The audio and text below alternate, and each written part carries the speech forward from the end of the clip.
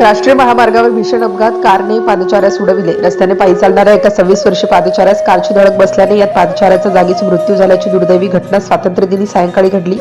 मुखेड तालुक्यातील बाराहाळी येथील रहिवासी फैयाज जावेद साब शेख वय 26 वर्ष हा तरुण मुंबई येथे पोस्ट मास्टर या पदावर कार्यरत होता.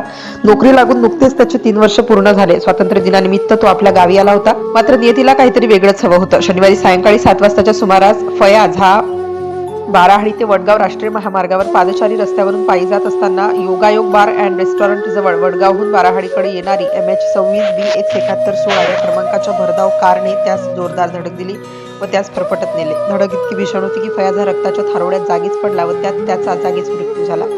चेहऱ्यावर नेहमी स्मित हास्य व मनमिळावू स्वभाव असलेला 26 वर्षीय फैयाजचा अपघातात मृत्यू झाल्यामुळे बाराहाळी परिसरात व पंचक्रोशीत हळहळ व्यक्त केली जात आहे.